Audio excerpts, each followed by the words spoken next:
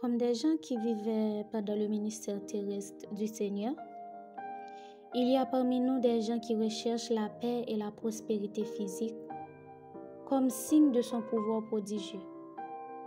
Même parfois, nous ne comprenons pas que la paix éternelle que Jésus promet est une paix intérieure, engendrée par la foi, ancrée dans le témoignage, nourrie par l'amour et exprimée par l'obéissance et le repentir constant. C'est une paix de l'esprit qui se répand dans le cœur et l'âme. Pour quiconque connaît et éprouve cette paix intérieure, il n'y a pas de crainte de discorde à la manière du monde. Il sait profondément que tout est bien en ce qui concerne les choses qui importent vraiment.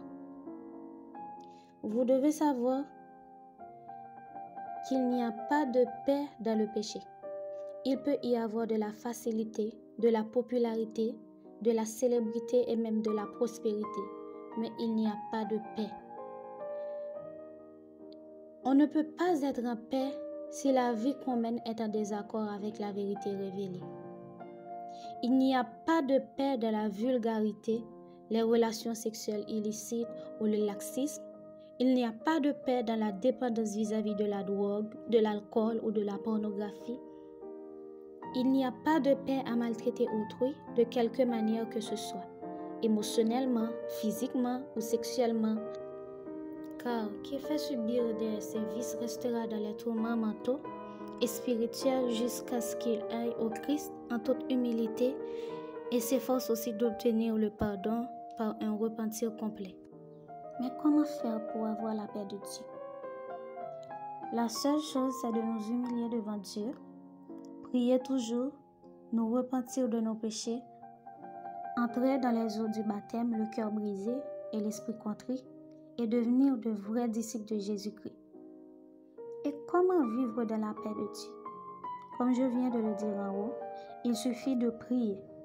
Dès qu'un sujet vous inquiète et vous préoccupe, apportez-le de suite à Dieu et laissez-lui le gérer. Ne donnez pas au diable le temps de vous détruire. Plus vous attendez, et plus il aura d'emprise sur vous. Maintenant, prions ensemble. Prosternons-nous pour avoir cette paix. Dieu le Père, je me trouve souvent accablé par des circonstances qui échappent à mon contrôle et je suis facilement distrait par des choses qui n'ont pas d'importance. Pardonne-moi de ne pas toujours placer ma confiance en toi. Même lorsque je suis confronté à des situations intenses, tu es toujours avec moi. Tu es le créateur de la paix et je veux avoir accès à ta présence remplie de paix chaque fois que je m'approche de toi. Au lieu de faire taire ton Saint-Esprit lorsque je commence à me sentir anxieux ou découragé, aide-moi à faire de la place dans mon cœur et mon esprit pour expérimenter la paix que tu donnes gratuitement. Au nom de Jésus. Amen.